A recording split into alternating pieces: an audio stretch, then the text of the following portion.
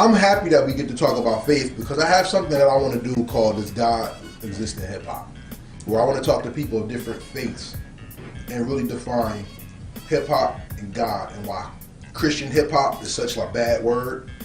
You know what I'm saying? Or even talk about how Islam helped fuel hip hop because 5% and YB and Moores and all them in New York, they ran hip hop for a But we while. also got to talk about the Five Blind Boys, though. What I'm talking about? The Five Blind Boys, you know, in gospel music, they were rapping gospel.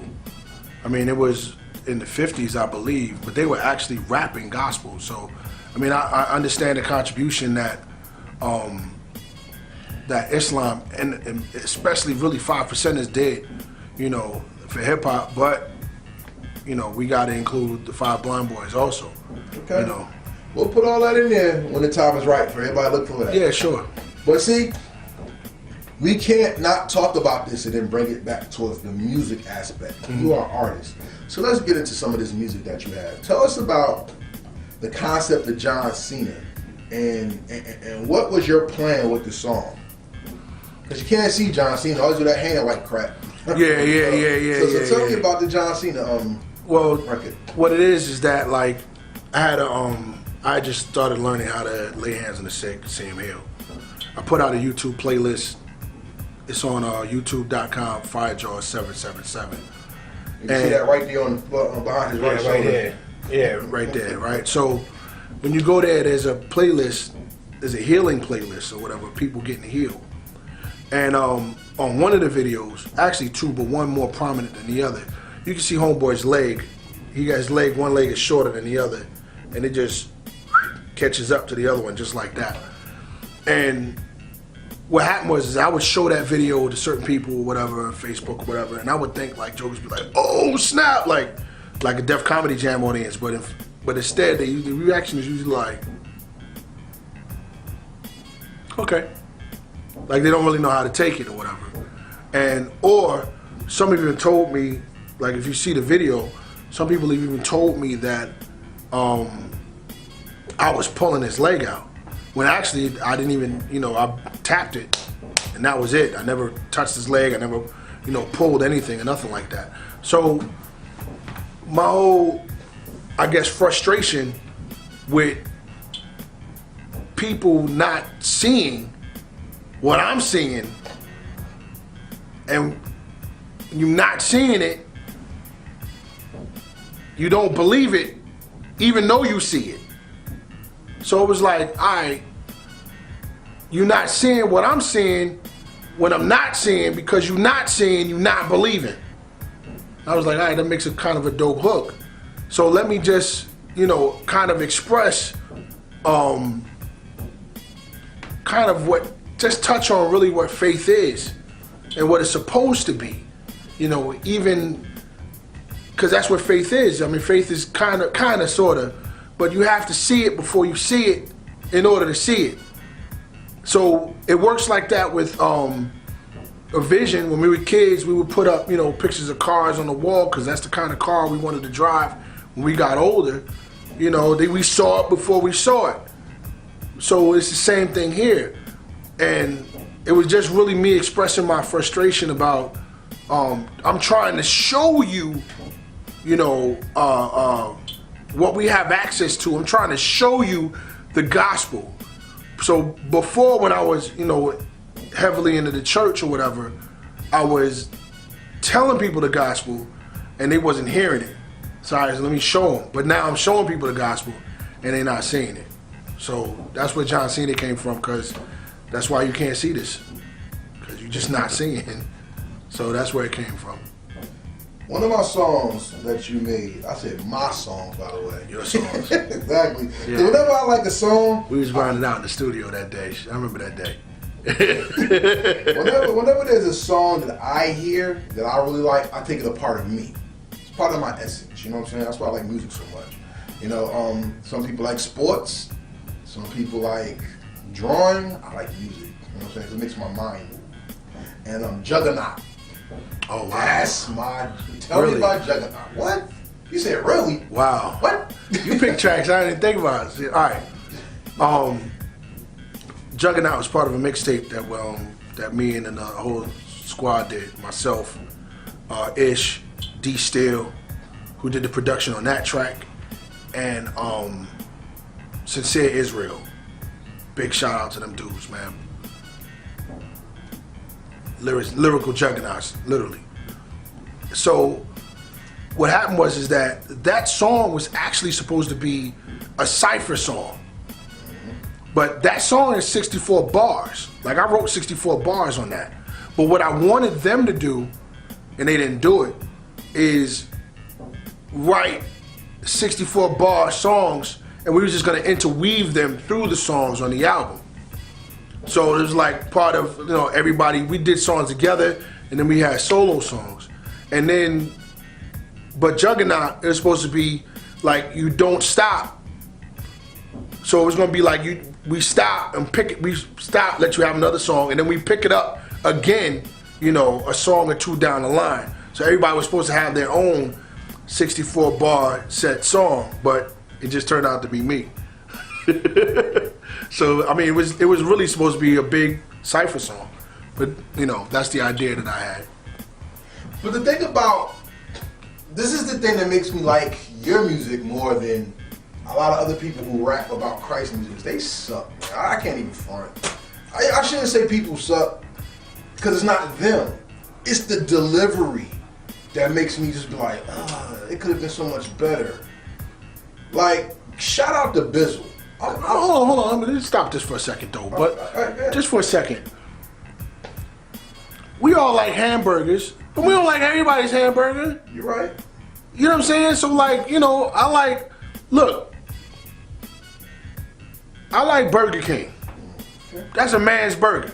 Okay. That's the way I see it. Okay. You go to White Castle, you may have some indigestional problems. That's kangaroo burgers. Exactly. Horse burgers or something. Murder burgers.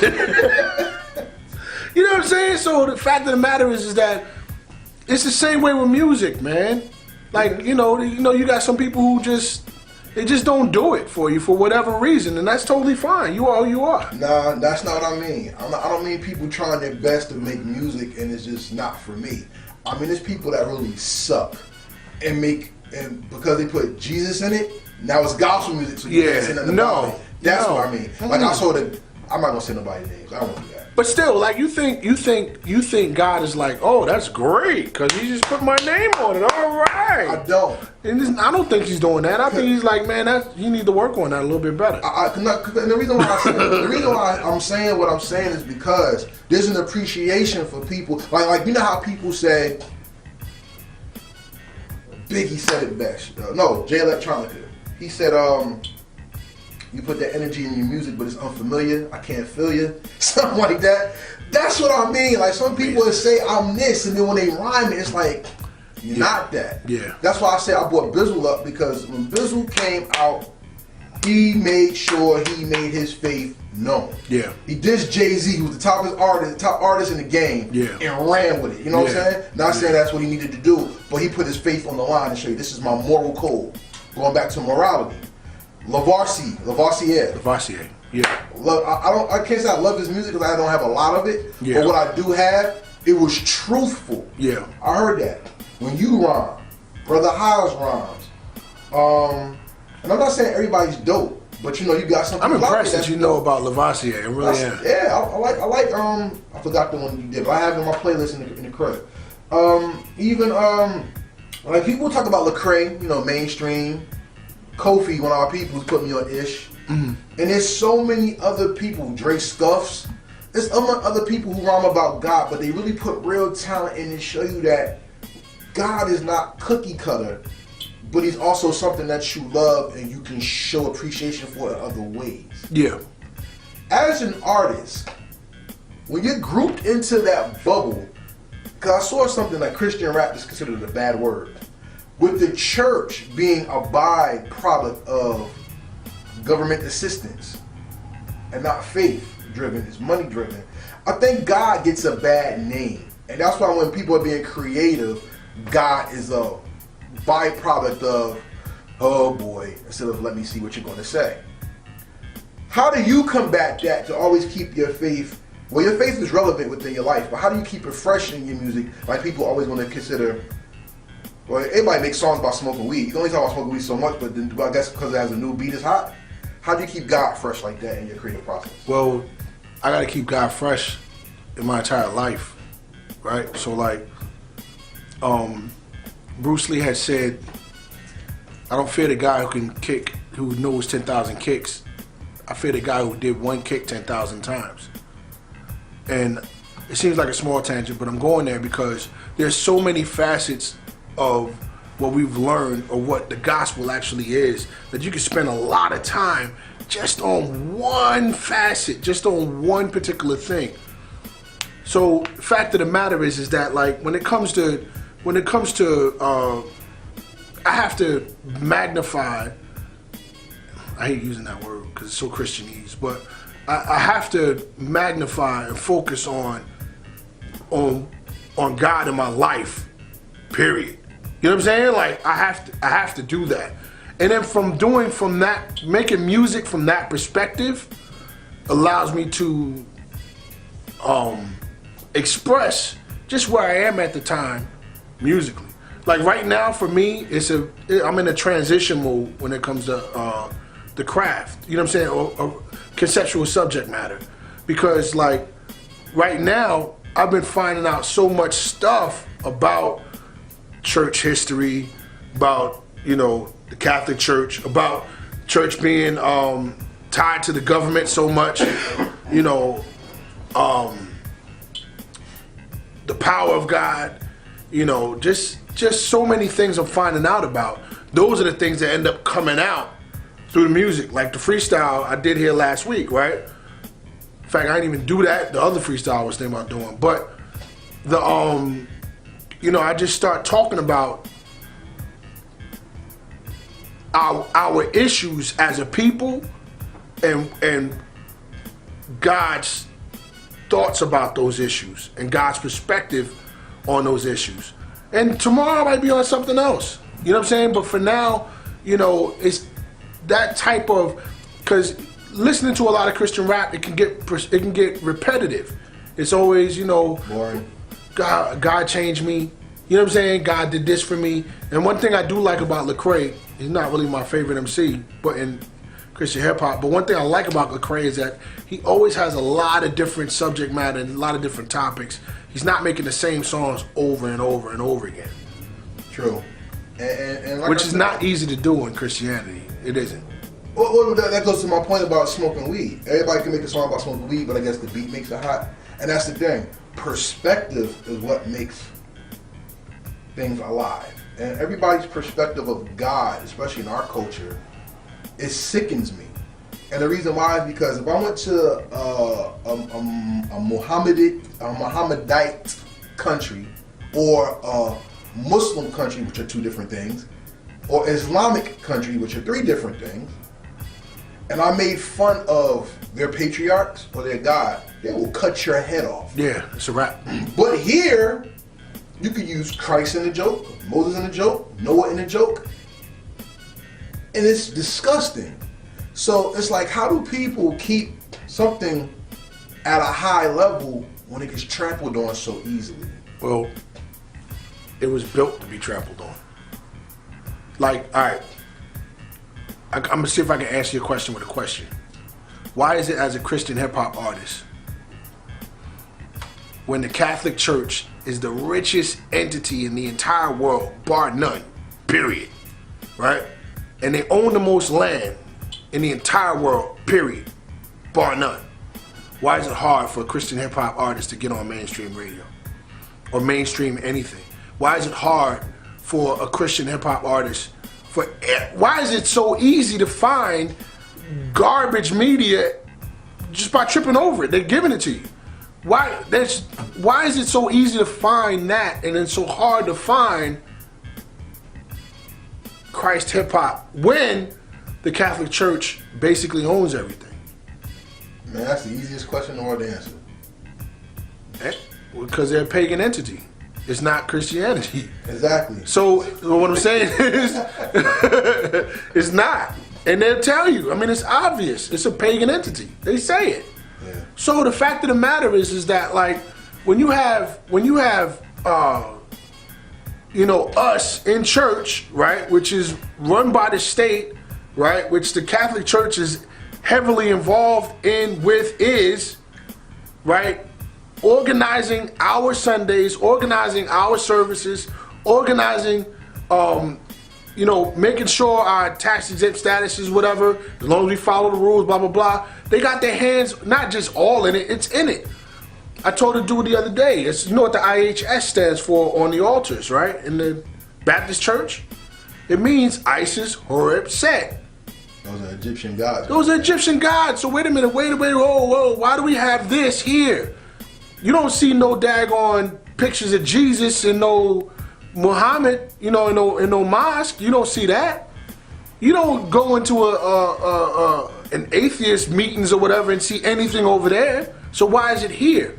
Well, it's here because this is actually who owns the place. It's theirs. Right. So the fact of the matter is that the reason why it's being trampled on, and we're trained to be able to take it. We're trained to tolerate it. Whereas over there, they're trained not to tolerate it.